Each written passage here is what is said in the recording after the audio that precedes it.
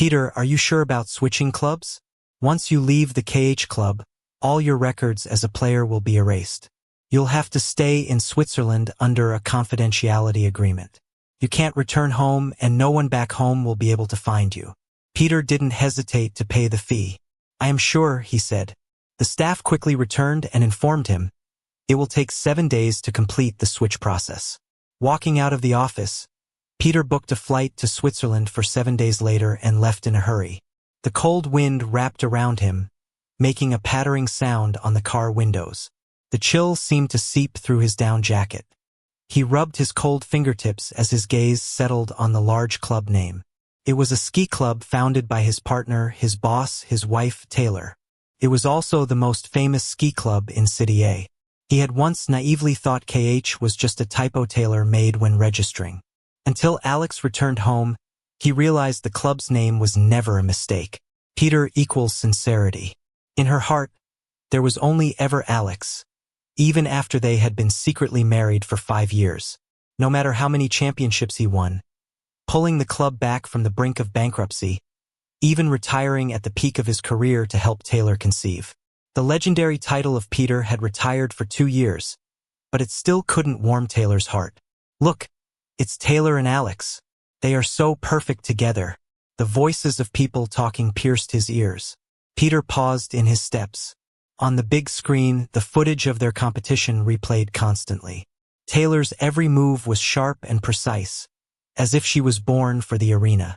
Yet, such a talented player always had her gaze set on Alex, making way for him in the crowd, their hands tightly clasped, moving with an intimacy dazzling enough to hurt Peter's eyes. For all their years of marriage, Taylor had never been publicly that close to Peter. His hand at his side clenched tightly until he was drawn back by a scream. It's the wind. The newest ace is with them. She arrived. The crowd at the club entrance screamed, shoving Peter aside. He barely held his balance and turned his head in a daze. With the bodyguard's protection, Taylor walked toward the club holding Alex's hand. Peter's legs stiffened. He averted his gaze and was about to leave when a reporter pushed him away and crowded in front of Taylor. Taylor, will your partner Peter make a comeback at this national skiing competition? Will you two cooperate again? The reporter's mention of his name made Peter's eyes twitch. He forced a bitter smile. 2 years of being a stay-at-home husband had worn him into a different person. Even standing right there, the reporters couldn't recognize him. Taylor coolly replied, "You're mistaken. Alex is my one and only partner." It felt like his heart was ripped open, cold and painfully aching. The crowd gasped. What's there to choose? So young with endless possibilities. Peter's been retired for 2 years. Surely he can't deliver on his big words. A coward from the supposed speed skating king. 6 years ago, Peter and Taylor participated in a double cross-country speed skating competition, winning their first championship. Holding the trophy, she was filled with emotion and promised on camera to achieve a triple crown with Peter. But after Alex returned, that dream shattered. Taylor forced Peter to retire, redirecting his resources and coach to Alex. Refocusing, Peter lifted his gaze to the woman surrounded by reporters. Taylor always seemed indifferent, yet when she looked at Alex, a tenderness showed that Peter had never seen before. I'll definitely win this year's championship with my partner, Alex, and achieve the triple crown, she declared. The word partner felt like a heavy stone pressing on Peter's chest, making it hard to breathe. Their shared dream, Taylor had unceremoniously booted him out of it. She never publicly acknowledged him as her partner. He wasn't sure how he made it back to the villa. As soon as he stepped in, he saw the living room in chaos. "Young master, please stop," the nanny said frantically, standing by helplessly against Mike's tantrum. In the past, Peter would have patiently picked him up and asked where he was hurt. But this time, he just sidestepped the toys Mike threw and headed upstairs. The next instant, sharp pain struck. Mike had smashed a toy car against Peter's forehead. His piercing cries stung Peter's ears. "Why are you here?" "I want Alex." Even though he was prepared, the words from his own son's mouth cut like a knife. And his son didn't care about Peter's wound at all. Looking at the toy car on the floor, he cried out, "You owe me a toy car." Peter held back from the throbbing pain at his temple, instructed the nanny to take Ken away, and went to deal with his injury alone. 2 years ago, when Peter had a severe hemorrhage, he nearly didn't survive. He only caught a glimpse of his child before Taylor took him away, claiming she worried for his health and wanted him to recover first. But after being discharged and seeing Alex teaching his own son to call him dad, he realized that Taylor only wanted to fulfill Alex's wish of having a family. "Why should I call you dad? Alex is my dad. These trophies were all your mom's work." For sure, liar. No matter how he explained, his son refused to accept him, never calling him dad. After tending to his wound, it was already 8 p.m. Taylor hadn't returned. Peter didn't call to ask, just quietly changed his phone's wallpaper from a family of 3's silhouette to a snowy Swiss ski resort. He then deleted all photos related to them. Just as he was about to turn off his phone, a notification popped up. Alex had tagged him in a tweet.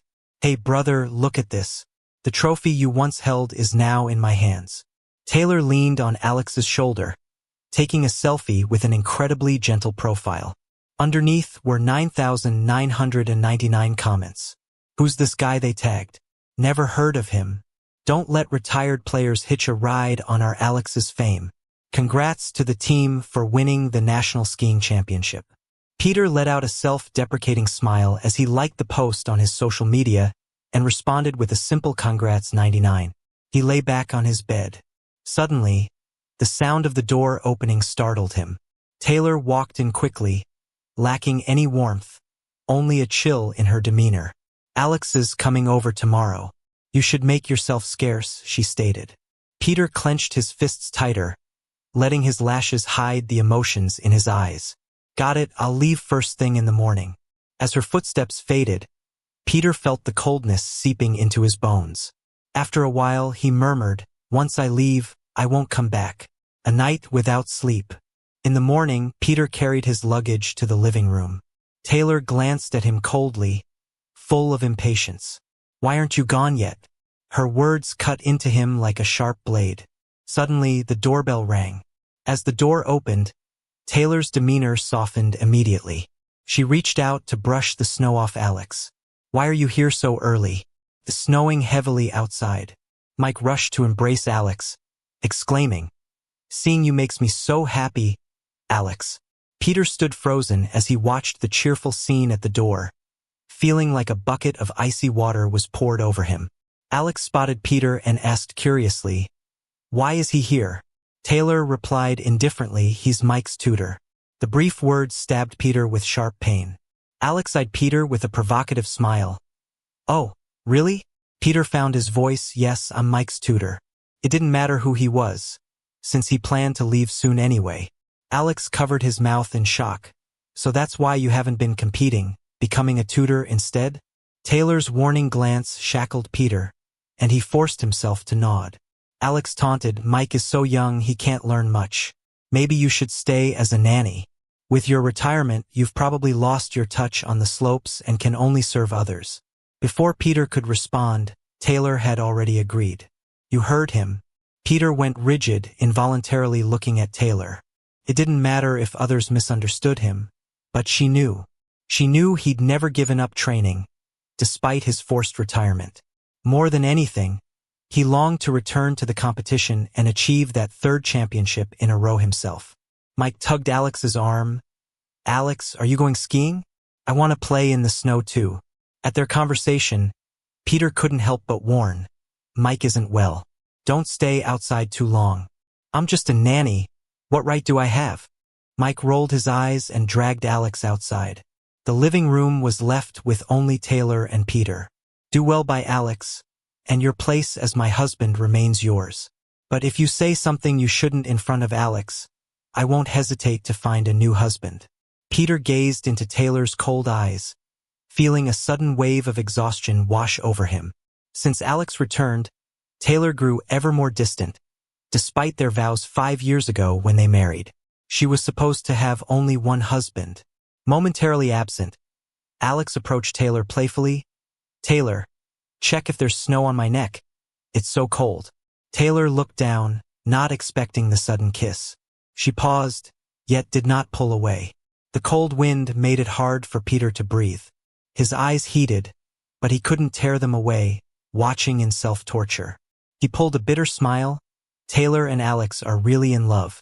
Taylor paused, frowning as she turned to look at Peter. In the desolate living room, all that remained was Peter's retreating figure, leaving quickly. The guest bedroom was filled with dust-clad memories. A photo of him and Taylor after winning his first national skiing championship caught his eye. In it, Peter held the trophy, tears covering his face, while Taylor wiped them away. That day not only marked a victory, but also the breaking away from his family for Taylor, believing she was his key to happiness. Yet with one wrong step came many. As memories crashed over him, tears finally fell. He closed his eyes, took the picture down, tore it, and threw it away, as if discarding his past with Taylor. With dusk settling in, Peter left the shower and heard a heavy thud from the adjoining room. Pushing open the door, he found his son flushed red, fainted on the floor. He burned with fever, unresponsive. Peter's eyes widened as he felt the boy's forehead, swiftly picking him up. They spent the night at the hospital. Only by morning did Mike's fever break. The doctor scribbled on a prescription pad, scolding, "A child this weak can't get cold. Didn't you know? Any later and he wouldn't have made it." Peter's heart skipped a beat. He distinctly remembered telling Taylor Mike couldn't be out too long. The sound of hurried steps echoed in the corridor as Taylor entered, her gaze icy on Peter. Alex accused, "Peter, you're so cruel, putting a young child in danger just because he said a few harsh words to you. Did you lock him outside in this cold?" Taylor's eyes turned even colder, her stare like a chilling blade. Unresolved emotions burned within Peter, boiling his blood. "I would never harm him. You took him outside." Taylor cut him off as Mike stirred awake. "Thirsty, Dad." Alex had an unnatural look, intending to speak, but Taylor beat him to it. "Mike, tell Mommy who took you outside." Mike began to cry. It was Peter. "I hate him." Like a thunderclap, Peter stiffened, his face drained of color, almost couldn't stand. He was trying so hard to steady his voice. "Mike, say that again. Who was it?" Mike wasn't listening at all. Before Peter could finish speaking, Mike yelled, "It was you. It's you." Peter had stayed with his son all night, only to be accused by him. This was the child he risked everything for. A nurse came in and pushed them out. "Why are you shouting? The child just woke up. He needs rest. Only one of you can stay." Seeing Peter silent, Alex quickly jumped in. "I'll stay with Mike. If his brother stays, Mike might get worse." His words seemed caring, but the look in his eyes was clearly provoking. He went into the room as Taylor spoke up, her eyes barely concealing her anger. "Even a tiger won't harm its cubs. Peter, I didn't think you were this cruel. I should have never let you meet Mike." Peter's heart trembled. He looked up at Taylor. In that moment of her cold gaze, the desire to explain vanished. "Yes, I'm cruel, not fit to be Mike's dad. Let Alex be the husband." His words completely ignited Taylor's anger. She grabbed his wrist tightly. "Peter, what are you crazy about? You insisted on staying by my side. Now that you want to leave, forget about it for the rest of your life." With that, Alex walked out of the room. "Taylor, your parents are here. They're waiting for you now." Taylor immediately let go, seeing Peter's reddened wrist. She was stunned for a moment. Alex called out for her again, and Taylor finally turned to leave. "I'm coming."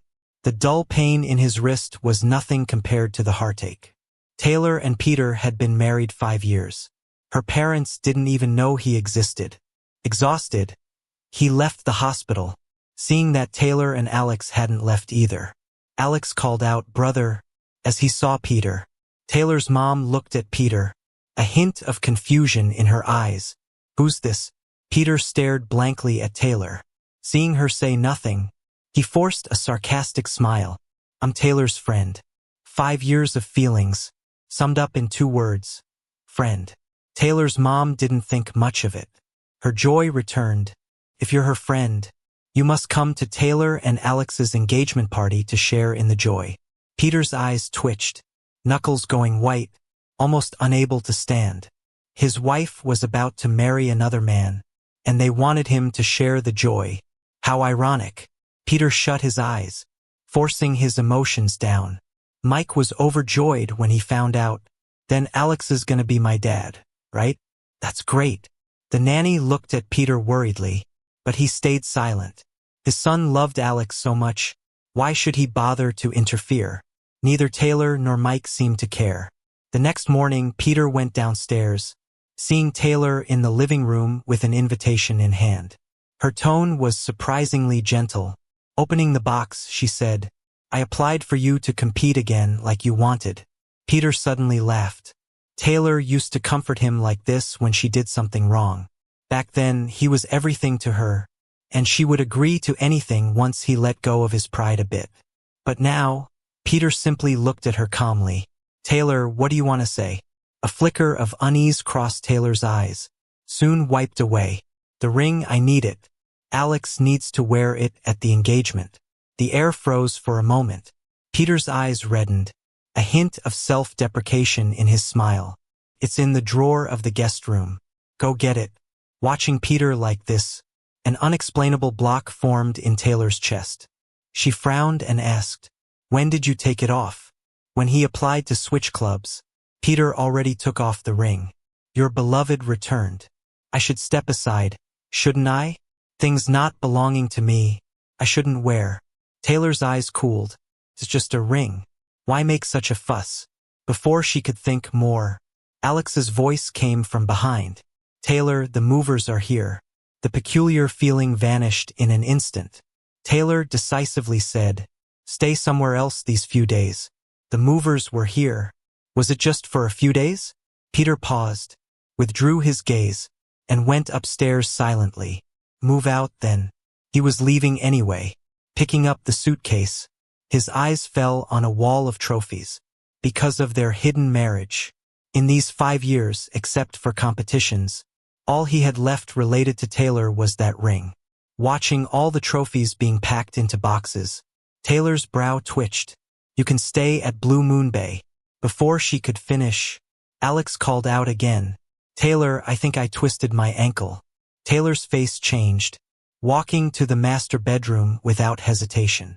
Peter watched her leave, then calmly told the mover, "Don't pack them. Throw them all away." Saying this, he left with his suitcase, ignoring the stunned look from the mover. With the new year approaching, the streets were full of cheer and bustling with life, except for Peter alone, working against the crowd to reach the courier station. "Fill out the forms yourself for shipping," said the worker. Peter wrote down an address in Switzerland, selecting express service.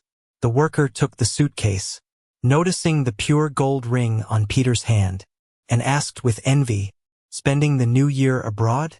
Going on a trip with the wife?" Peter paused while signing, realizing he forgot to return the ring to Taylor. Hesitating on the street for a long while, he finally took a taxi back to the villa. The sunlight was filtering through softly, countless memories slipping away like sand.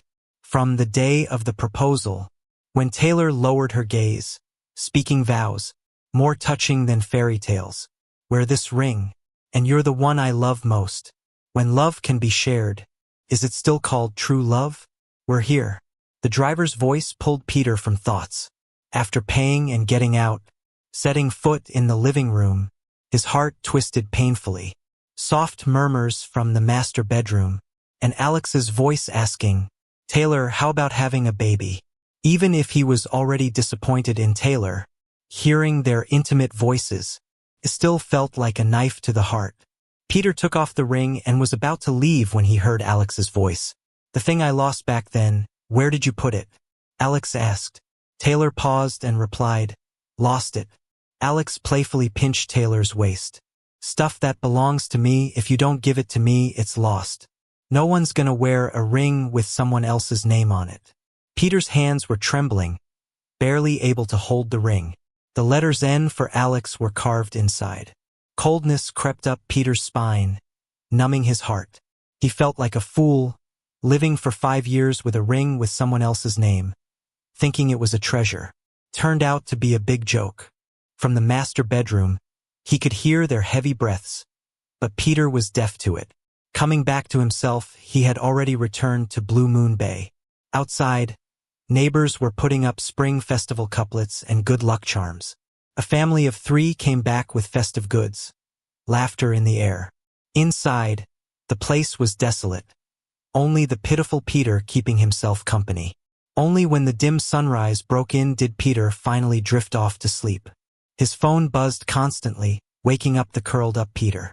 Alex posted a new tweet, pointedly tagging him. The caption read, "From first love to marriage, a lifetime for 2." The attached image showed them holding hands, with that elegant ring sparkling on their fingers. In the next moment, Alex sent a private message with a photo, showing him and Taylor in bed, necks covered with red marks. "As soon as you left yesterday, Taylor had me trying out all sorts of positions. You've been sleeping in the guest room for ages, haven't you? How long has it been since Taylor shared a bed with you?" The realization that he was the outsider, the unloved, stabbed Peter's heart like a dagger. His knuckles whitened as he masochistically watched the taunting messages flood in. His eyes were burning. Just then, Taylor called. "Can you pick up Mike? I can't get away right now." Was she too busy with Alex to get away? Peter looked at the ring discarded on the ground, suppressing his emotions. "Since Mike calls Alex Dad, let Alex pick him up." Taylor sounded icier. "Peter, do you have to be so difficult?" Through the phone, Alex's voice came through. Then Taylor impatiently hung up, leaving only a cold, black screen and dial tone. Suddenly, a notification popped up. A ski news broadcast he followed was live. He clicked on it and familiar names came through. "I heard you 2 are officially engaged. MS. Taylor, would you like to say something to Mr. Alex?" Taylor paused and took Alex's hand. Speaking slowly, she said, "Meeting him, I finally understood what an eternal love is." Peter swayed as memories surged. All those times in New Zealand, when Taylor had held him, kissed his face, and pronounced her love. Once, she professed in 52 different languages that he was her eternal love, come what may. But now Peter understood that love was never meant for him. An hour later, at the tattoo parlor, Peter took off his coat, pointing to the tattoo over his heart. "Remove it." The tattoo artist paused. "This phrase must mean something special to you. Are you sure you want it removed?" Peter lowered his eyes, staring at the words eternal love in French. His tone was flat, lifeless. "Not anymore." To avoid nerve damage and keep his body in the best shape, Peter opted out of anesthesia. The tattoo artist looked surprised. "Hang in there. If it gets too much, just tell me." Bit by bit, the pain seemed to scrape from his skin to his heart. But Peter only reddened his eyes, shedding no tears. The pain marked the fading imprint, giving Peter a strange sense of relief. Stripping her from his life wasn't that hard. Was it? For hours later, sweat-drenched Peter left the tattoo parlor. A crowd of reporters swept in, shoving mics in his face. "Peter, boxer, finally we found you. There are rumors you retired to marry into money, being kept by a sugar mama at 50. Is that true?" As the words hit, onlookers cast mocking eyes at him. Stunned, Peter took a step back to leave. "I don't know what you're talking about." The reporter pressed on, waving a photo of him cradling a child at the villa. "There's word you already have a kid with someone, playing around behind the scenes trying to marry into wealth. Is that true? Your awards, were they bought by your sponsors? Is Taylor one of them? Couldn't hook up with Taylor, so you switched targets? Peter, is your sportsmanship on the slopes true? Or is it just bedroom talk for your sponsors?" The barrage of accusations stung deep, making his heart tighten painfully. He unclenched and clenched his fists, his response a single sentence: "The child's Taylor's." The air thickened with silence. Then the reporters burst out laughing. "No way. If the child was really Taylor's, why would she never mention it to us?" Someone shouted, "Look, there's Taylor." A tumult ensued as reporters rushed to connect with her. "Taylor, Peter says the child's yours. Is that true?" Stretching through the crowd, Peter's eyes met Taylor's, even if momentarily. She looked away, her words dismissive and cold. "It's not mine." The cold wind stole the last ounce of warmth from Peter. Their child. Their 5 years dismissed with her single breath. Peter felt frigid, a gaping mouth with no words to say. Only a pair of lifeless eyes mirrored his pale face.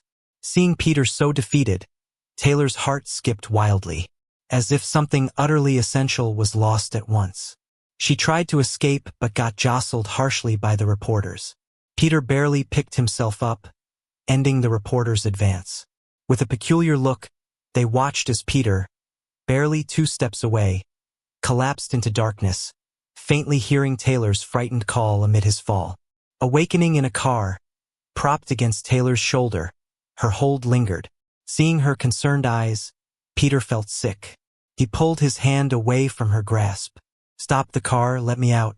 Taylor acted like she hadn't heard, her grip tightening. "Don't let him back out. I'll take you to the hospital for a checkup."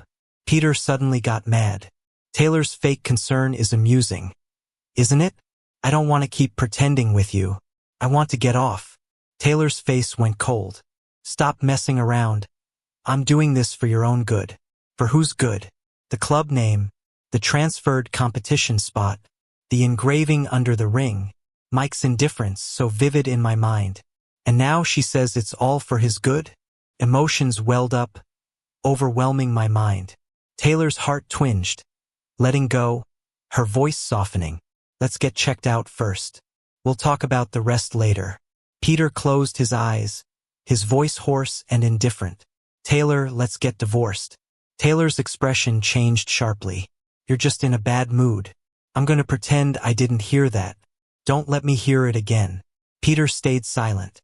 He wouldn't bring it up again. Soon he'd be off to Switzerland. When they left the hospital, it was finally raining after a long dry spell. Peter stood at the entrance, his pale face almost blending in with the rain. Seeing Peter, Taylor's heart skipped a beat. Her phone rang.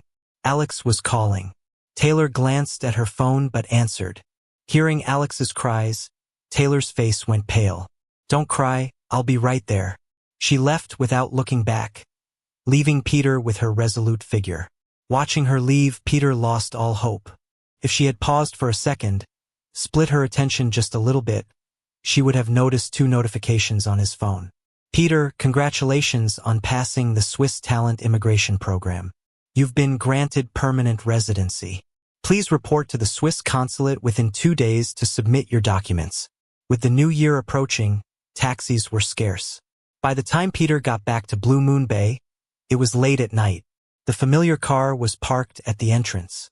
The window rolled down and Taylor spoke first.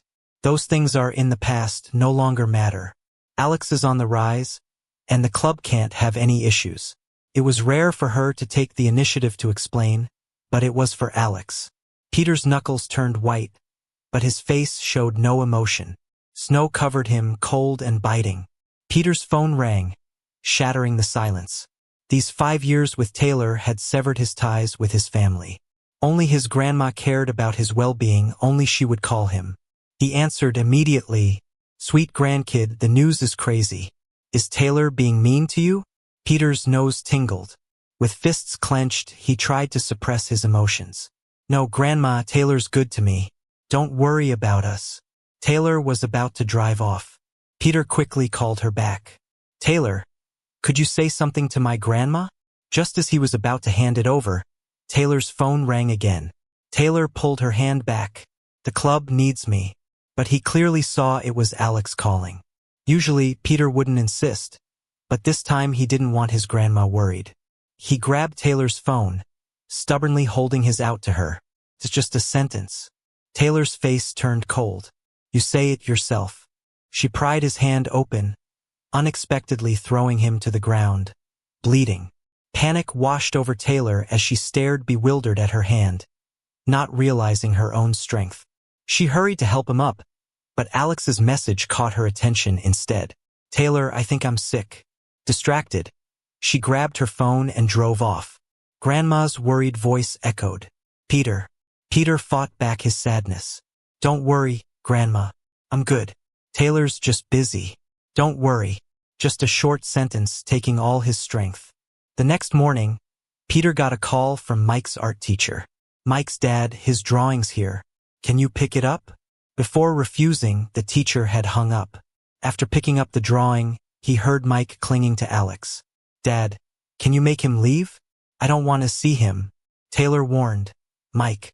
Alex comforted the child, he just doesn't know better. Big brother wouldn't mind, right? Taylor's expression softened. I'm relieved leaving the child with you. Trust an outsider more than his own father? I just don't like him. I like Alex best. A cold wind blew, making him cough twice. Taylor hesitated, but seeing Alex and his parents, withdrew her reach. If you're unwell, just go to the hospital. All entered the house lively. No one noticed Peter. He walked out alone, standing in the snow for 2 hours to catch a cab. The driver looked at his feverish face, puzzled. Almost the new year. Why are you out here sick alone? Your wife doesn't care about you? Peter's heart ached. He rubbed his temples. A ring fell from his pocket. The driver widened his eyes. Don't fight over such things.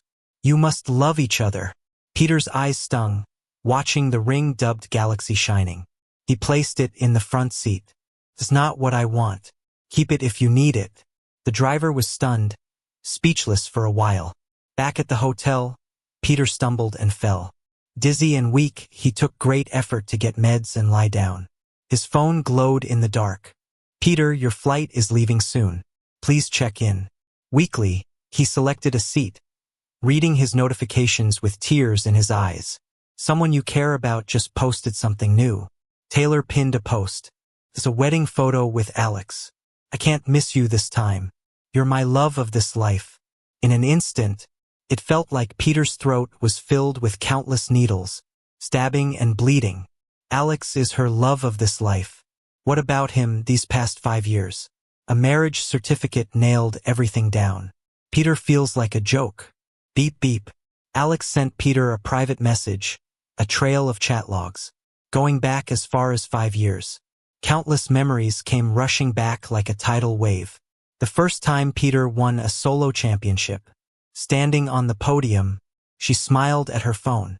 She explained later she was replying to family. He thought nothing of it. But she was flirting with Alex. Peter went abroad for training. Taylor caught a plane to follow, saying she was worried about him. But she went on vacation with Alex, and came to see him by the way. The pent-up emotions rushed in fast. The fevered pain mingled with heartbreak, burning up all remaining warmth for Taylor. Peter swung the phone hard, the empty room full of a sense of collapse. Pain soaked through him. Who knows how long passed? The screen lit up with a message from Taylor. Come to the villa tomorrow. His eyes, red and swollen, stared at the screen, motionless for a long time. It was almost noon the next day, before his fever broke. He still went to the villa. Tonight he's leaving. He just wants to see her one last time. Divorce papers in hand. As soon as he steps into the living room, Taylor descends the stairs with Alex in ski gear. Teach Alex your speed curve techniques. Peter's face was almost ghostly pale. Taylor felt a strange tug at her heart, and added, it's not like you can compete anyhow. Alex is a rising star in the skiing world. Teaching our own is no big deal. In just a few words, Peter felt wounded again and again. In Taylor's eyes, is he now just a useless guy stuck at home? Alex looked at Peter, unwell, with a satisfied smirk at the corner of his mouth. For the sake of competition, Peter wouldn't be so petty not to teach, right? The silence smeared pressure, making Peter feel like he couldn't breathe. Emotions rolled inside his chest, constantly hitting his reason. Peter stared straight at Taylor, but her gaze was always on Alex. Not even a glance for him. His hands clenched white, his voice dry, bitter. For the glory of the country, the awards, I would not keep secrets. To perfect this technique, Peter fell countless times, broke his bones 9 times. Talent or not, it's hard to learn quickly, especially when Alex has no talent. The rising star title, Taylor forced it up for him. You can't learn it. No sooner than words fell, Taylor frowned, interrupting him. How can you be so selfish? Peter shuddered all over, heart aching sharply. 5 years as partners, Taylor knows him best. Yet, for Alex, she calls him selfish. Even after changing into gear, heading up the back mountain, Peter still gripped the ski poles, lost in thought. This mountain and villa, both gifts from Taylor. Peter, this is our exclusive ski field, never to be disturbed by others. The promises she made, she herself shattered. Peter hid the darkness in his eyes, squatted to tighten the straps, touching the ill-fitting ski equipment. The bitterness in his heart grew heavier.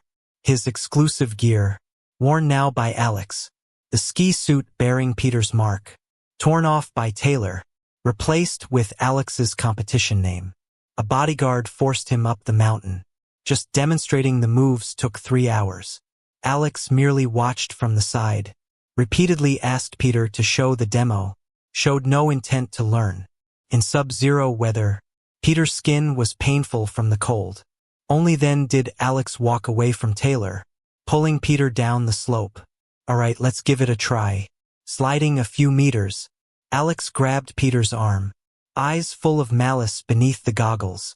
Do you know, these few hours, you look just like a clown. No matter how well you ski, what's it for? The trophy's mine. Taylor is mine. Everything of yours is mine. You'll always be under my feet. Peter's pupils shrunk, watching as Alex stomped on his ankle. Agonizing bone fracture pain made Peter shove Alex hard. Alex fell to the ground. He stared at the twisted semblance of his foot, head empty, whole body shivering, begging for Taylor's help. Taylor, my foot. A flash of urgency flickered in Taylor's eyes, quickly taken by Alex's cries from nearby.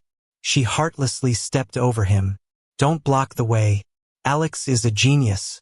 Can't let anything go wrong. Saying this, Taylor helped Alex up, disappearing from Peter's sight. All Peter's words were jammed in his throat. His eyes held only burnt-out ashes. His whole body frozen stiff from the cold. It took him a long time to recover on the mountain, until New Year's fireworks boomed. It was only past 11 p.m. Then, clutching pain, he limped away. Meanwhile, in the villa, parents hurried back to the old house after New Year's Eve dinner. Alex specifically asked the nanny to take Mike away. Nuzzling close to Taylor, acting sweet. Taylor, I'm chilly all over. Help me with a hot bath, will you? A shadow passed in Taylor's eyes. Your wound can't get wet. Then hold my foot, so it won't touch the water. Taylor's gaze darkened entirely. Inside the house was a blaze of heat. Outside, icy and desolate, snowflakes fell endlessly. Peter bit back pain to hit the hospital. After emergency treatment, Peter insisted on leaving. The doctor frowned a little. What on earth is more important than your health? Doesn't your family, your wife worry? Peter's fingers quivered slightly, signing his name on the discharge paper, letter by letter. I don't have a wife. Snow covered Peter's head. Streets were empty, buzzing with everyone welcoming the new year. But there was only Peter, hobbling with crutches to the airport. Fireworks lit up the sky, illuminating Peter's empty eyes. He took out his phone, sent a scheduled message, pulled out the SIM card, thrown in the trash, boarded a flight to Switzerland. That night, Taylor's phone lit up on the bedside table, and quietly dimmed again. The dim bedroom was full of strawberry ultra-thin condoms. In the morning, the sunlight slipped through the cracks, lighting up a corner of the room. Snow on the streets slowly melted, like it never fell yesterday. The phone by the bed rang and rang. Taylor frowned, and turned it off directly. Alex and Taylor were cuddled up together, a blush still on Taylor's cheeks. Taylor isn't Peter. Before finishing, Taylor kissed him. Don't worry about him. They stayed wrapped up till afternoon. Taylor finally returned to Blue Moon Bay. Was so busy yesterday. How's your foot? No response. Taylor frowned, searched upstairs. The room was neat. No sign of Peter at all. A strange unease grew in Taylor's heart. Called the butler. Where's Peter? The butler blankly replied. He went out yesterday and hasn't been back to the villa. The unease grew, like an invisible hand squeezing Taylor's heart. What do you mean he hasn't been back? In this city, Peter only relied on Taylor. Practically no friends. Where could he go? Taylor grabbed the phone, saw 9 missed calls from Ken, ignored that and rang Peter. The number you dialed is temporarily unavailable. Please try again later. Taylor called twice. Still no answer. A flicker of determination crossed her eyes. She dialed another number. Find out where Peter went. Turn the whole city upside down if you have to, but find him. Peter's disappearance unsettled Taylor deeply. She clutched her phone tight. Despite their fights, Peter was still her husband. Couldn't imagine him leaving her. Just then, a notification came. Peter's icon blinking. Taylor let out a breath. The gloom in her eyes dissipated. As long as Peter was still a skier in the country, he couldn't leave her. At that moment, she was frozen in place. A divorce agreement, then a termination contract with a cold line. Taylor, never see you again. On the first day of Chinese New Year, Taylor got her first message from Peter. Not Happy New Year, but goodbye. Taylor, never see you again. What do you mean by never again? Even if he was mad, Peter wouldn't just leave Mike. An anxious feeling stirred from her heart, like something precious slipping away. Out of control. All kinds of terrifying doubts surfaced in her mind. Taylor couldn't sit still. She texted Peter but got no reply. Taylor paused. Then anxiety rushed in. Eyes clouded with gloom. Checked the database from her secretary. All news of Peter as a player turned bright red. Cancellation. Cancellation. The document bore Peter's unmistakable signature. Taylor's brows furrowed. Mind tangled. Peter always valued cross-country skiing the most. How could he suddenly cancel his career and leave? She didn't buy it. Hit the gas. Sped to the KH club. Seeing Taylor, some murmured, "What's she doing? Calling for investigation into Peter? Weren't they not on good terms?" An older worker rolled their eyes. "You must be new." Taylor's only partner used to be Peter. Just changed in recent years. Someone sneered. Rich folks' games. No matter how skilled, get replaced eventually. Took the elevator, right up to the surveillance floor. She coldly asked security to pull the footage. Thursday, August 23rd. It was really him. Peter was calm, signed everything, seemingly indifferent. Only paused to respond to the media. "Alex is my only partner." Taylor rubbed her temples. Felt a strange unease. It was all work-related. Peter would understand her words. Same way it's been for 5 years. Taylor grabbed her phone. Still no return call from Peter. He's never ignored her calls. Never blocked her. Brows tightly knit. Nails dug into her palm. Lost in a complex, confusing mix of feelings. Taylor. Fans and reporters are gathering outside. What do we do? Secretary hung up a call with security. Looked panicked. Taylor stepped to the window, opened it a crack, heard shouts from below. Why did Peter disappear for 2 years, then suddenly cancel? KH Club, no responsibility? We demand an explanation. So much dirt on Peter online. Club does nothing? Bring back our speed skating king. Tell the fans the truth. Fans were agitated, even throwing Peter's balls at the windows. Taylor pressed her lips, regained composure, slammed the window shut, marched upstairs, called a PR meeting. Get police to remove those causing trouble. But Taylor, this might blow up. Is it not big enough already? Secretary paused, quickly phoned the police. Half an hour later, the scene outside was controlled by law enforcement. But the online storm grew wilder. KH originally rose thanks to Peter. What's this now? Abandonment? Not enough skill? Look at our new skating star and it's clear. Some fans can only shout just like their idol. Laughed at it. At least have concrete proof. No star status without merit. See? PR head pushed glasses up, face tight. Taylor's previous control of the narrative completely backfired. Only by directing it all to Peter could the club be saved. Taylor's expression unchanged. No hint of warmth. A nearby secretary, adjusting glasses, felt uneasy. After 5 years, knew better than anyone how much profit meant to Taylor. Whether Peter or Alex, made no difference. Plane touched down. Peter drew back the curtain, stared blankly out. Blue sky and clouds. Lost in thought. "Sir, I'll take you to the airport exit." Peter's an introduced talent. There's someone specifically to greet him. A flight attendant helps him into a wheelchair, enthusiastically showing him the sights of Switzerland. "You'll fall in love with this land once you're back on your feet." "Thanks." Peter, who's been traveling for training and competitions for years, feels surprisingly less out of place here despite being away from home. His urge to ski is burning strong. The city has fantastic accessibility for people with disabilities. It's easy for him to catch a cab and head to the hospital.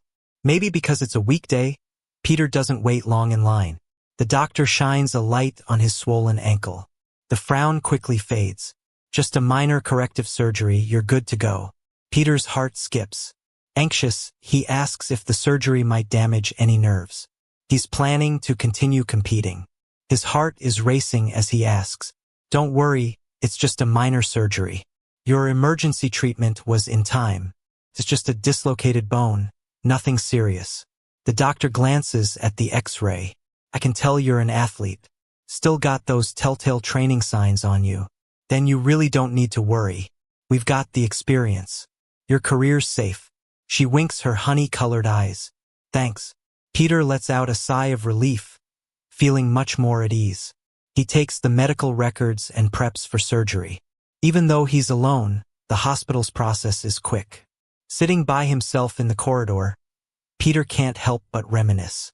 Determined not to dwell on the past, he pulls out a notebook and immerses himself in the Swiss cross-country skiing rules.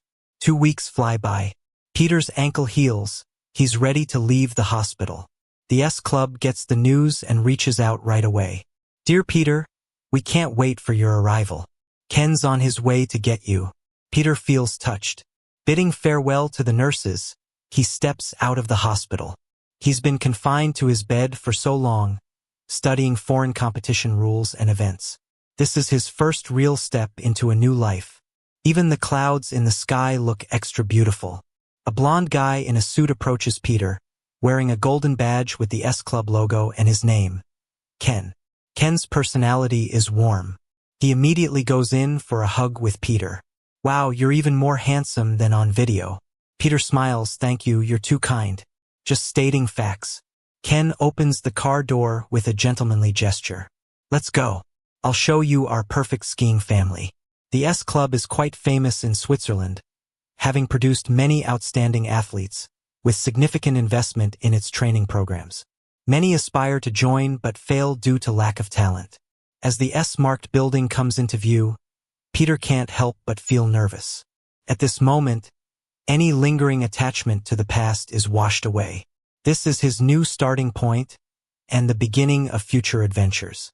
The S Club boasts natural ski fields. Cross-country skiing is a dance with nature. Athletes should embrace nature, feeling the wind and snow. This philosophy of the club also serves as Peter's inspiration. "All right, see you at the finish line." Ken hands Peter a skiing outfit with a smile. "Looking forward to working with you, Genius Peter." Hearing that name again, Peter pauses.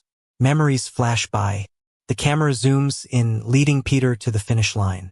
The wind of Peter creates miracles for us. Let's cheer for Peter. Taylor reaches out to him. Peter will stand on the podium together. Amidst a crowd's gaze, Peter wipes away memories of people and events. He raises his eyes, filled with starlight. As Alex sees Taylor returning to the villa, he quickly approaches. "People keep sending angry messages lately. Can you have the club spend some money to influence public opinion?" Taylor wraps an arm around Alex's waist, unfazed. "Got it. Hang in there a bit longer." Alex is ecstatic but hears, "Go change. We have a press conference soon." A press conference? Are they kicking Peter out of the club? Just thinking about Peter fading away thrills Alex. He's the real winner. Understood. Alex changes and heads out, only to have his knee hugged by Mike. Looking at the child who resembles Peter, Alex feels a nagging aversion but never shows it. After all, this is not his blood. Let's play, Daddy. Daddy's got to go. Be good, stay home. Alex gently pries the child off, leaving with Taylor. Mommy, Mike calls, as Taylor pauses, shutting the door. Silence fills the room. Confusion envelopes the child. Peter used to be around. Why is he nowhere to be seen now? In the car, here's what you need to say. Alex disinterestedly glances at the script, sipping water only to choke. Athlete retires, Alex takes over. Each harsh word shatters Alex's daydreams. Panic-stricken, he asks Taylor, what's this about? Unwavering, Taylor replies, for the club's future. A chill creeps up Alex's spine. He always knew Taylor was cold, but he thought he was the only one she doted on. Now, he sees she doesn't play favorites. I'm scared. Can't someone else do it? Alex pleads, leaning on her. Sighing, Taylor massages her temple. Her eyes, chilly and merciless, are frightening. The club's come this far through hard work. Now's your time to contribute. Post-conference, we're going to the hospital. Alex quakes with fear, stumbling back into the seat. She's changed. She's terrifying. Taylor remains unfazed. The phone kept buzzing. She picked it up, saying, don't call me unless you have news about Peter. Her eyes showed a flicker of ruthlessness. Alex's hand was nearly crushed, blood oozing from the edge. Peter again. He is now the one staying beside Taylor. Alex paused, leaning against Taylor's leg, suppressing the anger in his heart, his face betraying nothing. Taylor, I get it. I'll do anything. Taylor's expression softened, pulling him into a hug. Don't sit on the cold floor. Alex felt a chill inside but had no choice. His eyes flashed with determination. Winning was his only option. Losing was not. In the control room of the S Club, the leaders were waiting for Peter's debut. Has he really grown up? One said. It's been 2 years since his last competition. Can Peter still have the same talent? The person sitting in the middle spoke, and the room fell silent. Age doesn't matter, he mused, stroking his beard. What's important is his heart, the sincere heart that wants to ski. In the nearby training room, action was starting. The athletes eagerly talked about Peter, eyes gleaming. Can't wait, they said. He's handsome and a national champion. What a feat. In a corner, a blonde girl scoffed. Missing for 2 years and now back? Who knows if his talent's still there? Others exchanged glances, whispering, Molly always has harsh words. Who can tame her? Just then, the live stream camera focused on Peter, set in his starting stance. The massive ski field showed only his figure. It's starting. The athletes leaned forward, watching the screen, both nervous and excited. Up on the hill, Peter looked calm, waiting for the referee's signal. Simple, the ref said. You'll do a 10-kilometer tech and speed test. Perform as you wish, and we'll tell you the results. As he warmed up, Peter's mind ran through all the techniques. He knew what to do, yet there was a hint of nervousness. Ready in 15 seconds, 10 seconds, 5, 4, 3, 2, go. The wind swept past Peter's face, the sound of his breathing and the sharp wind his only companions. His movements were light and smooth, seemed less like skiing and more like dancing on clouds. Every move was perfect, every turn quick and agile. Outside the screen, the athletes fell silent, all eyes on his maneuvers.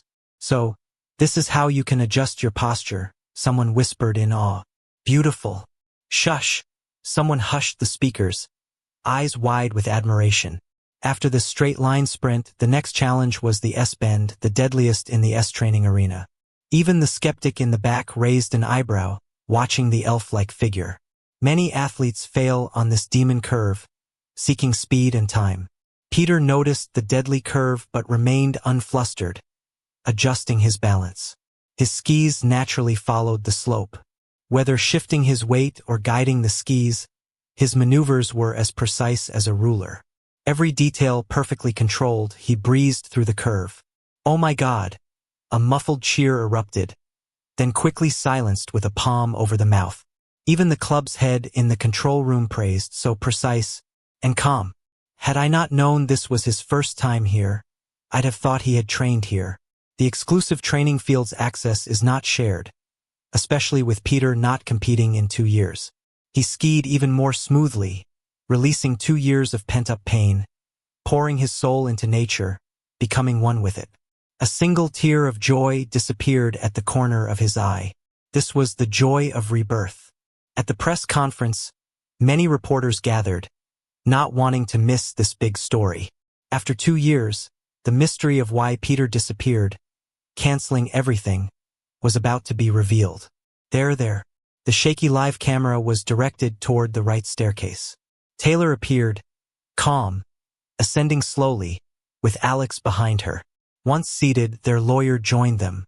Taylor addressed recent rumors and club rules briefly, transitioning to the main topic in just 6 minutes. In simple words, she explained why Peter canceled. With a hint of gentle regret, Taylor said, Peter was an excellent athlete, who chose to leave for personal reasons. It has nothing to do with the club. A reporter seized the chance, questioning, didn't you just distance yourselves, claiming Peter had no ties with you? The room tensed. Taylor, with a faint smile, responded, an athlete's decision is separate from the club. Any issue with that? Young and calculative, the reporter was speechless. Recently, there's buzz about Alex hogging competition spots without the skills. True? Under the table, Alex's fingers clenched. Meeting Taylor's calm face, he hesitated, eventually nodding. Yes. Reporters exchanged glances, faces full of disdain. Taylor suddenly took the mic, smoothing over the tension. That's my oversight. We'll implement a scoreboard system for fair competition among all athletes. A wave of chatter, many nodding in agreement, filled the room.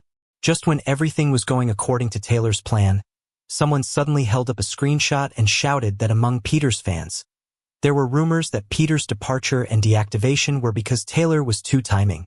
The crowd went wild. Taylor finally showed a slight change in expression. She picked up the microphone to steer the situation back, reminding everyone, without evidence, my company will take legal action for slander and issue a lawyer's letter. I certainly have evidence, the person exclaimed, throwing a stack of old photos and screenshots into the crowd. One photo even landed right on Taylor's desk. Her pupils contracted. The photo showed Taylor visibly pregnant, being wheeled into a delivery room, with Alex and Peter standing together outside waiting. Alex's face turned white, glancing at Taylor in panic. If this news got out, God knows how terrible things could get. Taylor suppressed her emotions, picked up the microphone, and in a low voice said, photos can be altered. These aren't evidence. But the reporters didn't listen. They picked up the photos, eager to write thousands of words of news. Taylor, why don't you bring Peter himself to explain? They questioned. Yeah, just bring Peter out, problem solved. So, is the child you previously revealed actually Peter's kid in the photo? Everything was a mess. The press conference was forcibly ended. The club's reputation didn't improve. It got even worse. Damn it. Taylor was breathing heavily, her expression dark, making Alex too scared to speak. His phone kept ringing with calls from his parents. Both Taylor and Alex looked pale, too afraid to answer. He got up and tried to hand the phone to Taylor, but she brushed it aside with a frown. I have things to do. Handle it yourself. Alex felt a chill, incredulously blocking her way. We're engaged. How can you do this? Taylor finally spared him a glance, filled with impatience. But you're useless now. Alex stood frozen, collapsing to the ground. What? Taylor picked up her phone to call her secretary. Find something we can market recently. Expose all players with dirt. Leave no one out. She stepped over the defeated Alex, ready to leave, but he grabbed her as she was about to walk out. Taylor, aren't you afraid I'll spill everything? Do what you want, Taylor said, not even turning back, walking out the door. Alex gasped. The pain in his hands, nothing compared to the pain in his heart. He suddenly understood why Peter left so decisively. It wasn't that Peter didn't want the child, but this callous woman couldn't hold his heart no matter what she sacrificed. Just thinking about her tactics made him lose the courage to expose her. In the cutthroat environment of the club, A strong sense of bitterness and helplessness overwhelmed him. For a moment, Alex didn't know if he had lost or won this competition. In the Swiss S Club, Peter safely and swiftly crossed the finish line. His chest heaved intensely, sweat soaking his clothes. The delicate movements required many times more energy than usual. 10 kilometers were nothing to Peter 2 years ago, but now it left him weakened. Suddenly, an excited shout came from nearby. Surrounded by a bunch of young girls, Peter stood there amazed. The girls were likely club players. That was amazing. I've never seen such graceful movements. Can you teach me? How did you do that, S-style? You were so fast we couldn't even see clearly. Hey, your breathing rhythm needs work. Let's exchange contacts and I can help you, one said. Hands off, player. Even though he wanted to chat, his energy was drained. Just barely finishing the race wore him out. Suddenly dizzy, Peter collapsed in the player's astonished eyes. Oh my God! A hand quickly supported his neck, gently catching him. The players widened their eyes in shock at the sudden move. Molly, of all people, aren't you a germaphobe? Let go. I'll take him, one player said, reaching out but was blocked by a slightly taller girl. Molly, with a face akin to a Greek sculpture, didn't even glance at them as she carried Peter towards the medical room. The players left behind exchanged looks, quickly following, grumbling about Molly's bossiness. Unbeknownst to the faint Peter, the resting room, already limited in space, even had the head of S Club's leading manager present. The players and club owner watched the spirited old man at the door, standing like quails. Don't crowd here. To be as strong as Peter, you must practice diligently, the manager declared. The players exchanged glances. Someone couldn't hold back, muttering, Peter's talent is unmatched. Mere practice won't. Around them, giggling ensued, seeing Molly's head getting knocked. Then they quieted as they saw the manager with a dark face. Fools. Success always comes with 99% perspiration.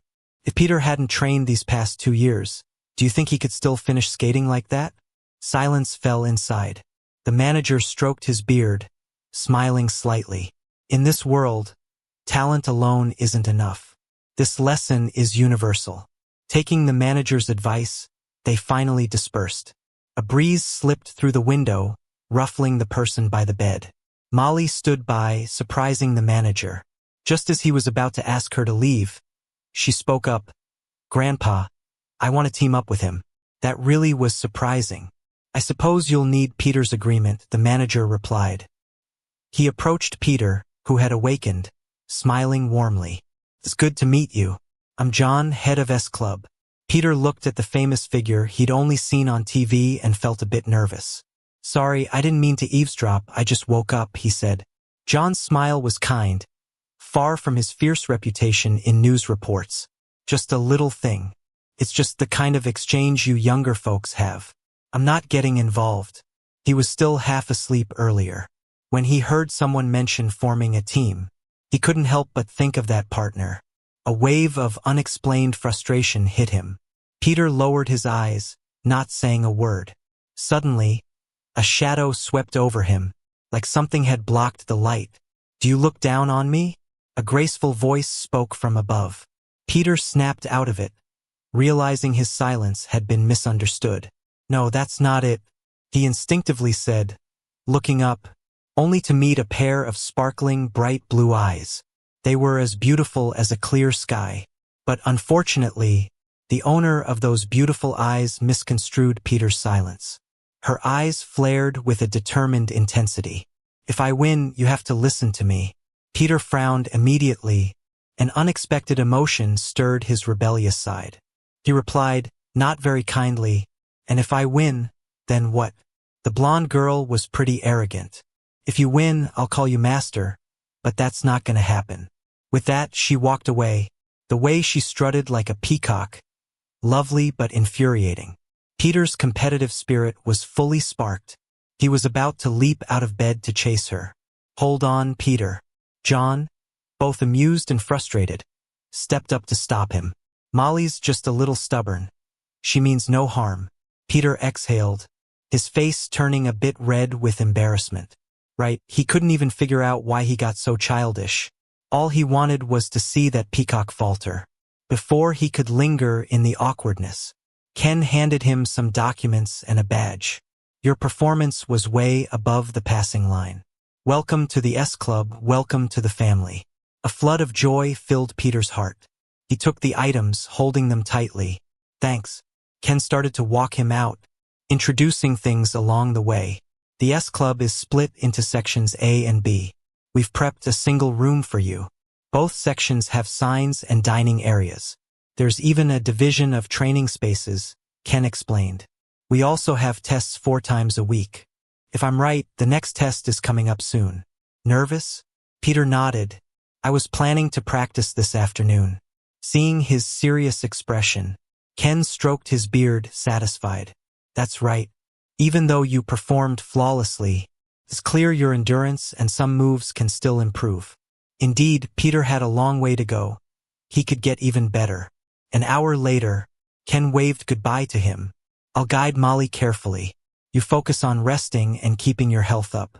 After all, good health is the foundation for striving. Hope to see you in the competition next time. Peter waved back, a grateful look in his eyes. His determination was lit up deep inside. He was sure of it. In the villa, in this cold weather, making me ski so many times is nuts. Alex tossed his ski gear aside, his face dark as he stormed into the villa, not caring about the coach walking away in frustration. His health was too fragile to stay in the snow for so long. He threw his clothes aside as he went in, grabbed his phone for a glance. Not a single message. His anger burned even more. He threw the phone away, frustrated. Taylor hadn't replied for a month. No matter how he tried in front of her, even if it meant pushing his weak body, training week after week to improve his skills, she hadn't responded at all. Alex simply couldn't accept it, even knowing how much Taylor cared for herself. Once the sweet one, no way he could take the cold shoulder. Knock knock, a soft knock at the door. A hint of happiness crossed Alex's eyes. He tidied up quickly to open the door, but it wasn't Taylor. It was Mike, holding toys with a hopeful smile. Daddy, you're finally paying attention to me. Alex's expression grew cold, his eyes lowering as he looked at the boy without a word. Why was this kid okay while Peter's child didn't make it? The tension was palpable. Kids, they pick up on awkward vibes instantly. The sudden change shattered Mike's hope, turning quickly into fear. His toy fell on the ground. Just as he bent to pick it up, Alex stomped on it viciously. Play your little games someplace else. I don't have time for a brat like you. His unhidden malice sent the boy into tears on the floor. Alex didn't even bother a glance, slamming the door shut.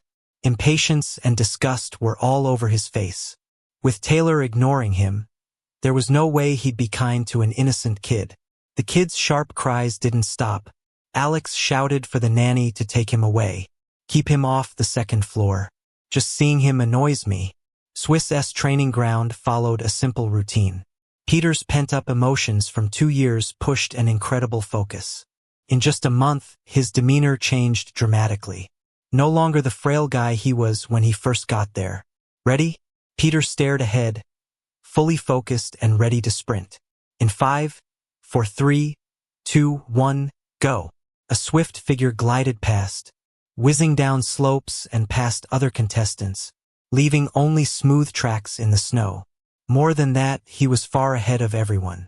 Peter managed his breathing rhythm, feeling like he was one with the snow and wind, each move precise beyond belief.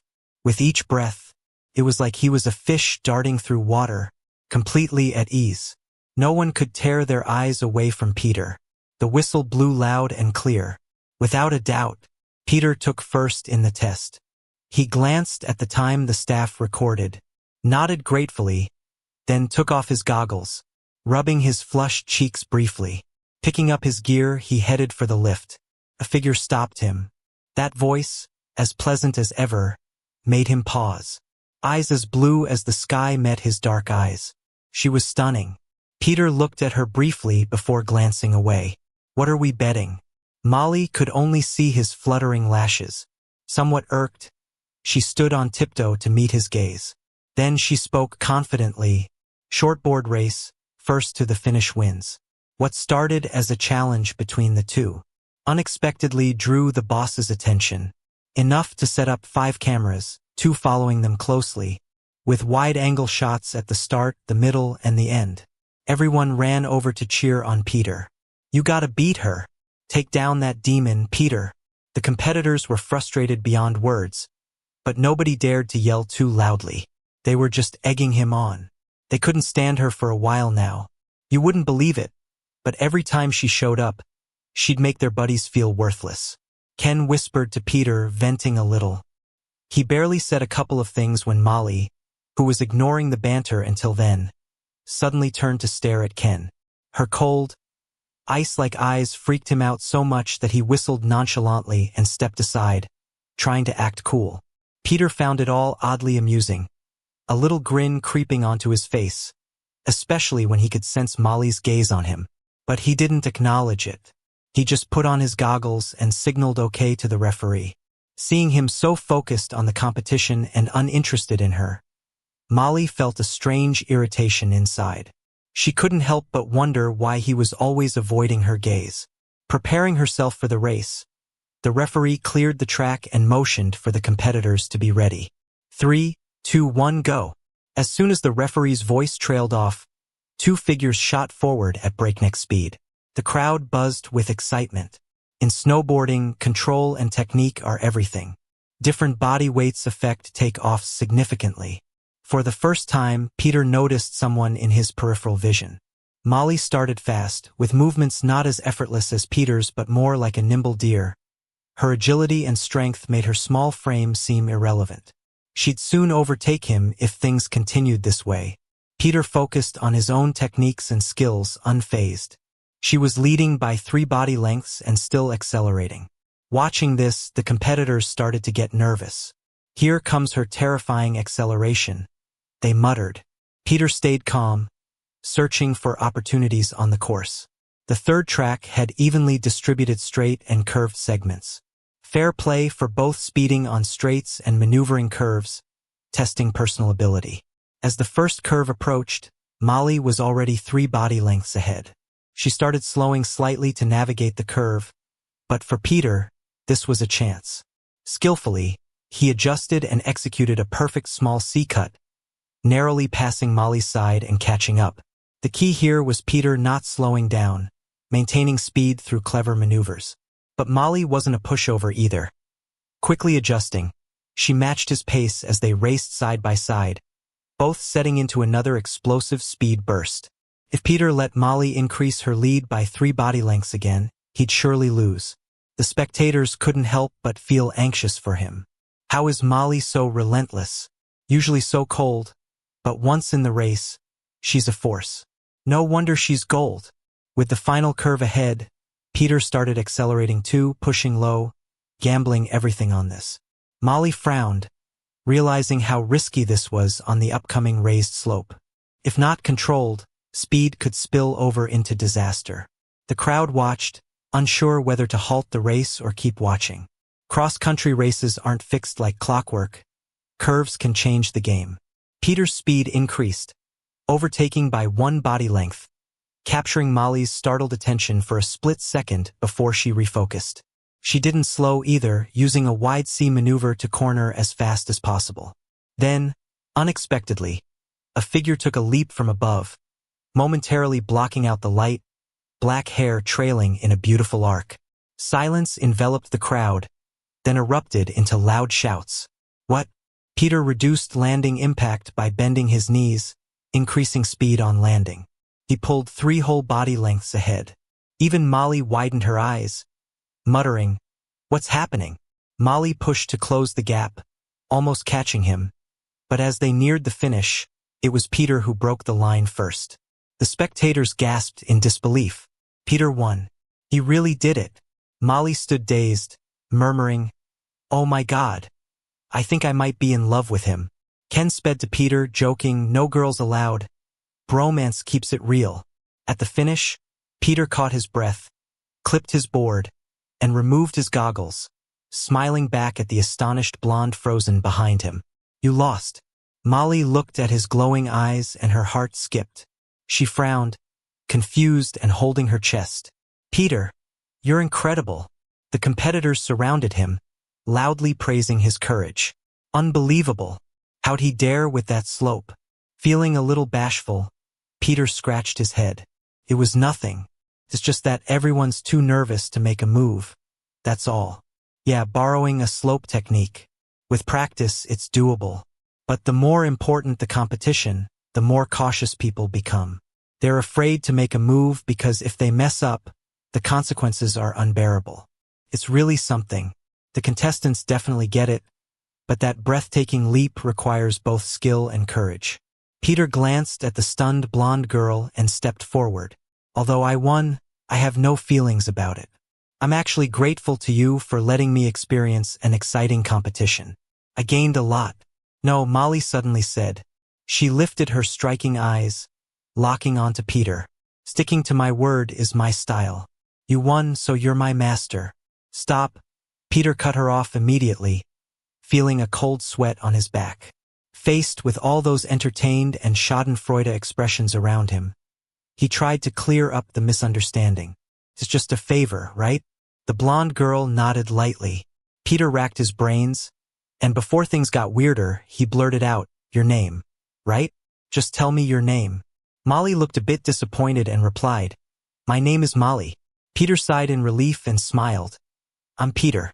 People around sighed, disappointed the fun was over. Let's wrap it up. I need to practice. Peter pretended not to hear them as he gathered his equipment to leave. He was very pumped, having seen Molly's acceleration technique. It gave him a fresh idea for straight-line acceleration. Molly watched him leave without hesitation, feeling an unexpected wave of uncertainty and loss. She didn't want to miss out on Peter. She wanted to keep racing side by side with him. Peter, John called out, stopping him. Surprised, Peter turned around, looking pleased. So glad to see you again. John laughed, patting his shoulder with admiration. As expected from the one I had my eye on. Happy to announce you're the starter for next month's 7th World Cross Country Skiing Open. What? Alex stood up, surprised, holding the phone with caution as he responded to Taylor. Was I really chosen for such an important match? Taylor rubbed her dry eyes, yes, and this time the timing was just right. The club got you a spot, so practice hard. After a long wait, Alex finally saw hope again. His spot was cut off months ago due to some troublemakers. He's been out of the public eye for too long, feeling useless at home. Taylor's attitude towards him grew colder. Alex was determined to seize this chance.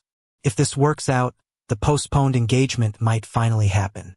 His eyes flashed darkly, but his soft words remain, I'll follow your lead. After hanging up, Taylor frowned at the club's roster. She crossed out most names, having lost the strongest players due to Peter's departure. No matter how much she spent, she couldn't keep others around. Otherwise, Alex wouldn't have gotten this chance. Taylor's eyes hardened. After her investigation, she's sure Peter went to Switzerland. Given the chance, she'd do anything to bring him back. Holding her hands together, she felt a flame in her empty heart.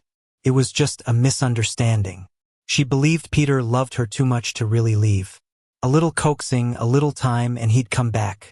At the 7th World Cross Country Skiing Open, Peter stood frozen while the others cheered. Congrats, you truly deserve this. With Peter, we're sure to win. John's eyes shifted to Molly, a smile in them. And you? The atmosphere paused. Someone voiced disbelief. Molly never teams up with anyone. Are you serious, boss? Before John could reply, the blonde stepped forward. It's decided then. Molly looked over at the bewildered Peter, leading him toward the lift. Come on, Peter. It wasn't until they were on the lift, Peter snapped back to reality. Excitement coursed through him, feeling the thrill of competition reigniting his senses. Yet the idea of a duo made him uneasy. Someone from his past, buried deep, was pulled up, causing a pang in his chest. What's wrong? Scared? Her seemingly gentle voice easily got on his nerves. Paused, Peter got distracted by Molly, grabbing his gear from the girl's arms.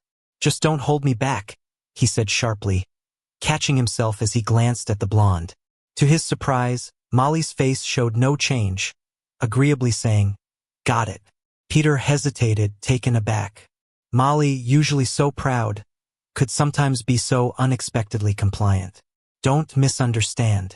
Her beautiful blue eyes were set on Peter. Her words still sharp, "You're good, so I listen. Once I catch up, you'll listen to me." Stunned, Peter watched her get off the lift, taking her gear. Taking from her out of goodwill, Peter only felt underestimated, sparking his competitive spirit. He jumped off, snatched the gear, and dashed forward. Molly effortlessly kept up, breathing steady. "Damn it," Peter muttered, recklessly charging forward, feeling childlike. Molly followed, her eyes unconsciously drawn to him, unknowingly smiling. As for the memory's shadow that resurfaced, Peter shelved it, forgetting it for now. In the chalet's ski area, Taylor frowned as she watched Alex return. Not interested in coaching, she focused on Peter's practice and competition videos. "I'll fire the coach and get a new one." Alex felt a stab of pain, yet he suppressed his negative emotions.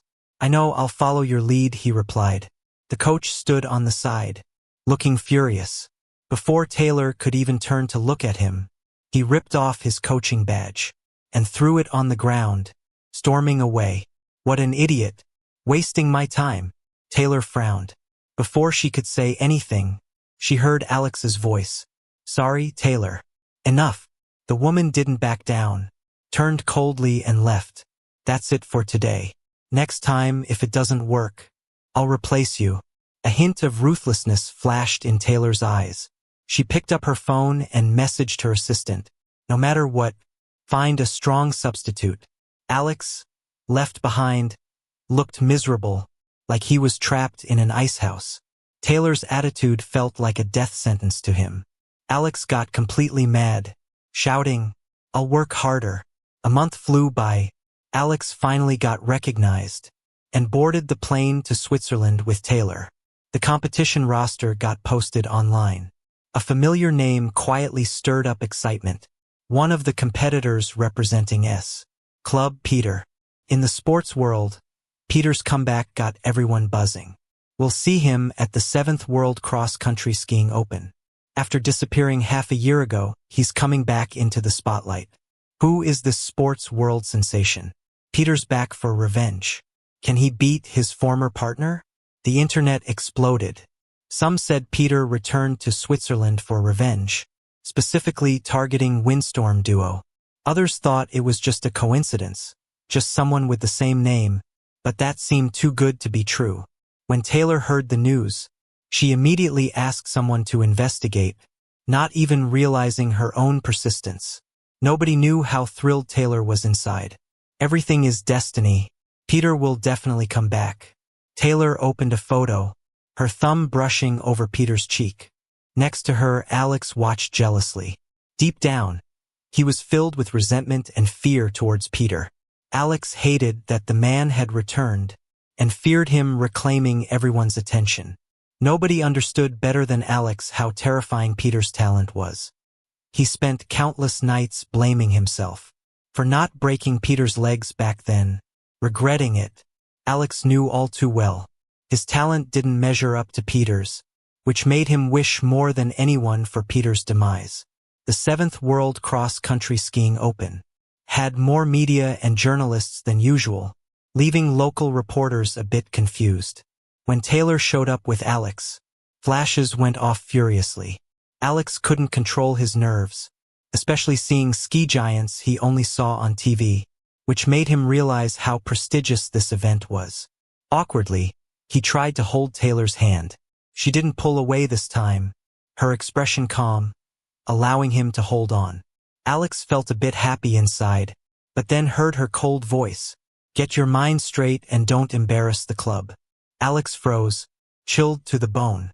For the first time, he deeply regretted not putting in more training, and because of it, he felt unworthy, like he didn't measure up to anyone. Just a mess. "S. Club is here," someone shouted at the entrance, And the flashes got even more intense. Some even cheered. Molly's here, we won, we won. Who's that next to her? He's got to be scary good to team up with Molly. Seems like he's called Peter. Never heard of him. But if he's with Molly, he must be incredible. Alex was still trapped in his nervousness. When he saw Taylor suddenly stand, her eyes fiercely locked on the two at the entrance. He turned to look, and the next moment he felt frozen. Familiar features and dark hair, those eyes with the calm confidence Alex hated. Wherever he went, he always drew everyone's gaze. Peter. Their intense stares caught Peter's attention. Taylor felt a spark of joy. He saw her.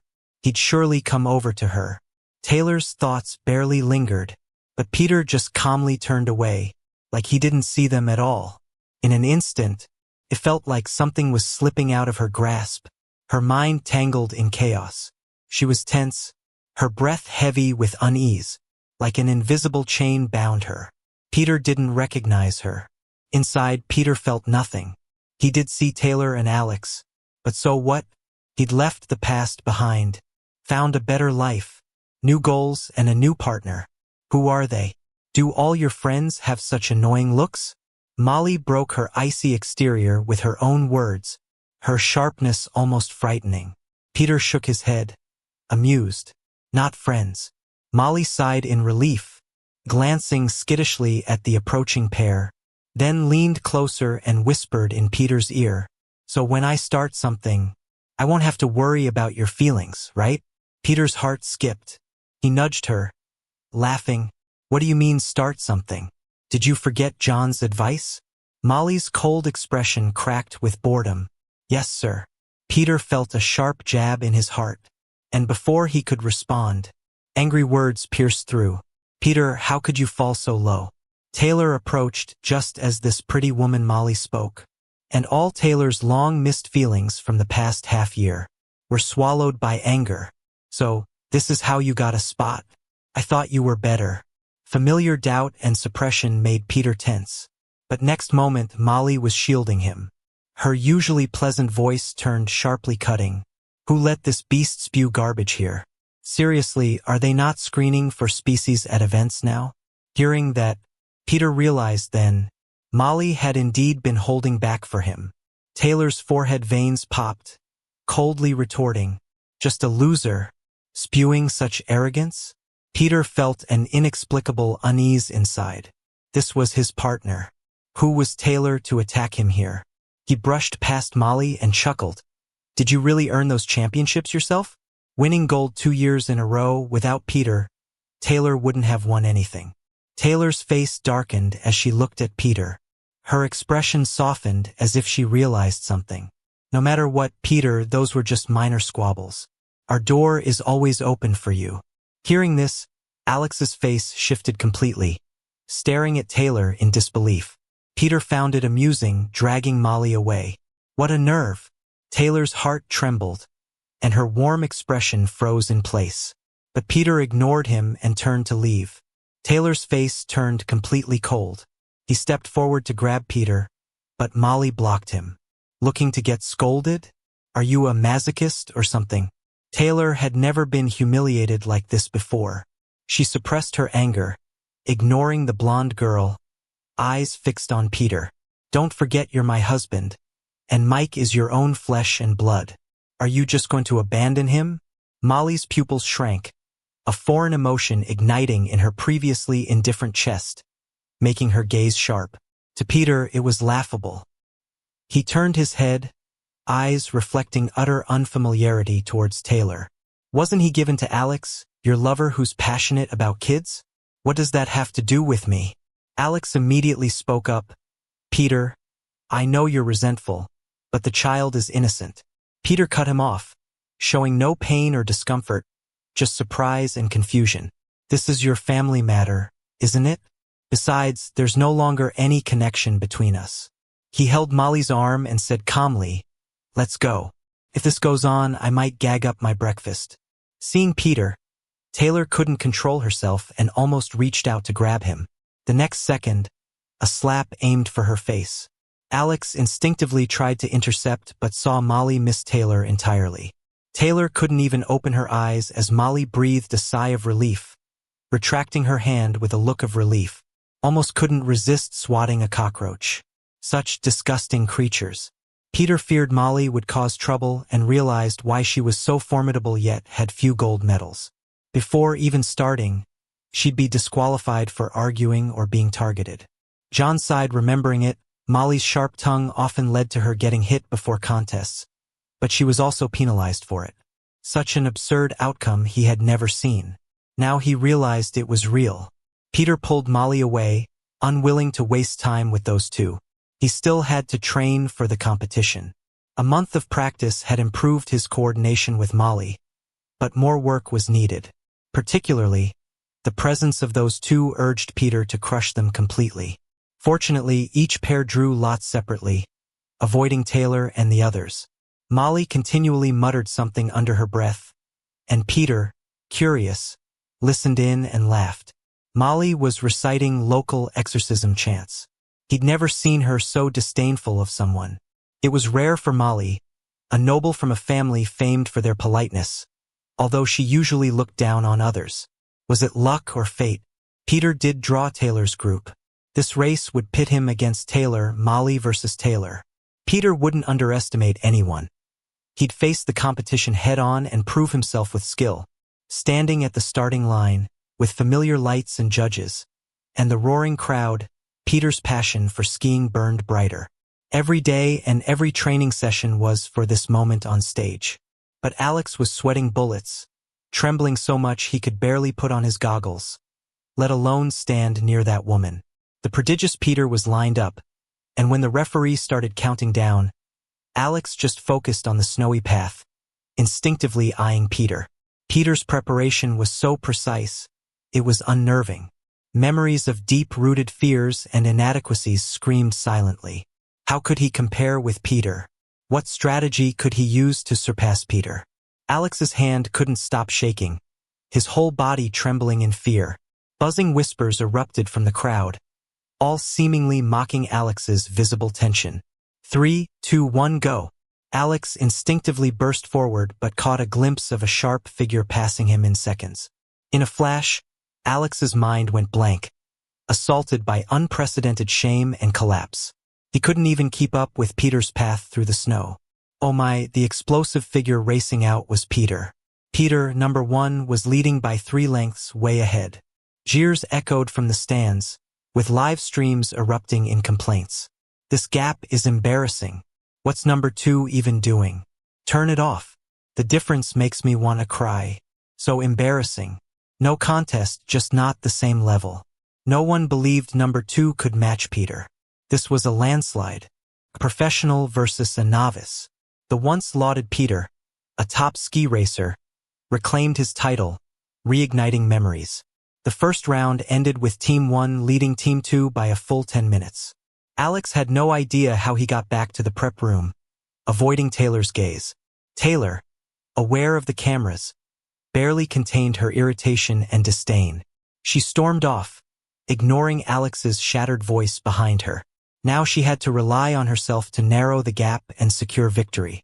Taylor stood at the starting hill, looking at the blonde girl next to her, and calmed down quickly.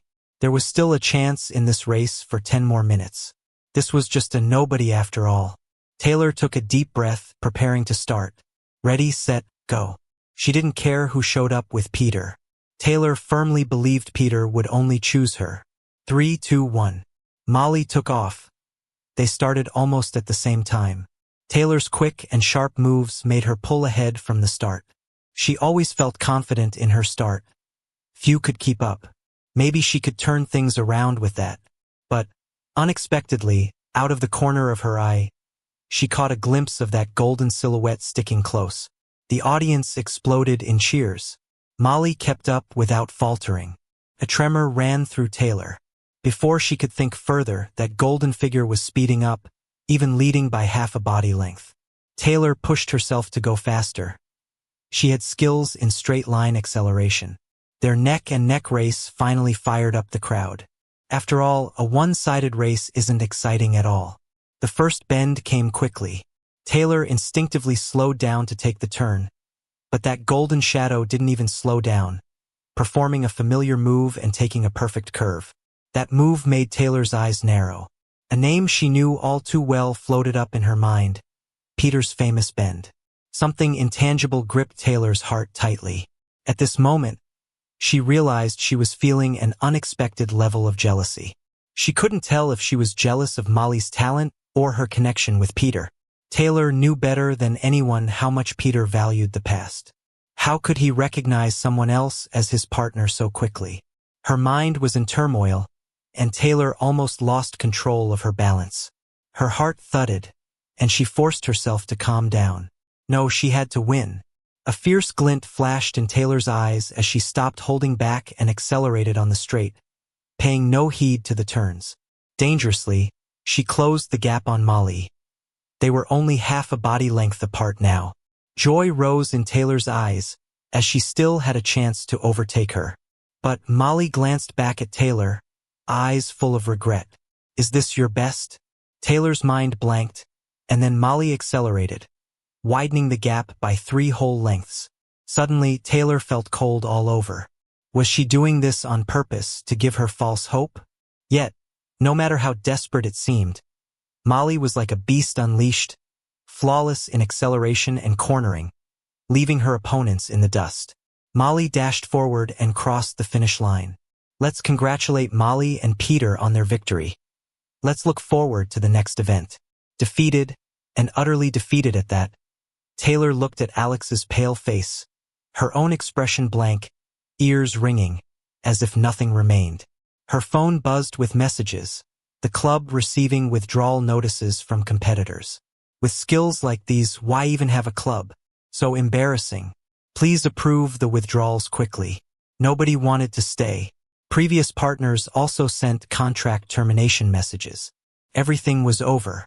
Taylor's eyes were blazing with anger. She smashed her phone and walked away.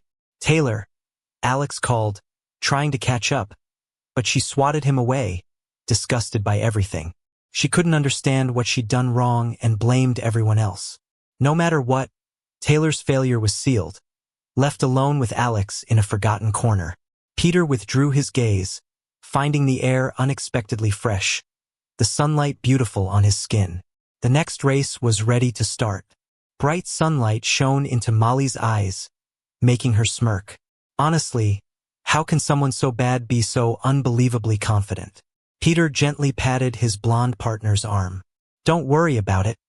It's not our concern anymore." Molly was drawn to his bright smile, feeling better instantly. "You're this happy because I got revenge for you, aren't you?" Peter touched his own lips in surprise, then laughed speechlessly, giving Molly a playful shove. Narcissist. Their playful figures wouldn't stop in that small part of Switzerland. Their story was just beginning. That night, as sirens shattered the quiet of Peter's night, I was in the hotel searching for the remote to watch TV. At the moment I turned the TV on, a heavy thud echoed in the hallway. Taylor's battered watch rolled to my door, its engraved ski trophy totem visible. Half a minute earlier, my phone was broadcasting news. Ichiro Nakamoto, a 3-time Winter Olympics judge, smirked with a bow tie. Taylor blackmailed me with $30 million to ban the Swiss club. "Peter, it was you, wasn't it?" In the surveillance footage, Taylor backstage wore a national team outfit meant for me. It was stained red. I had a recording device tucked behind her earlobe. The police burst in, spilling liquor bottles everywhere. And there was the camellia scent I knew so well, snagged on a belt buckle. Underneath the blood-stained wedding dress hem peeked out yellow documents. 6 months ago, a skier's injury clearly stating grade 2 frostbite of the trunk, possible permanent disability. The scar on my right foot from a ski lash perfectly matched Taylor's fingerprint on file. The police, crunching over broken glass, lifted the coat of a body. Shreds of our divorce papers were covering an old childhood photo. That year, Taylor helped me with ski goggles. Now, she clutched ice spikes buried in her, piercing her gut and heart. I contacted a lawyer, allocating $50,000 from the winnings to send to Mike until he turned 18. And that's the end.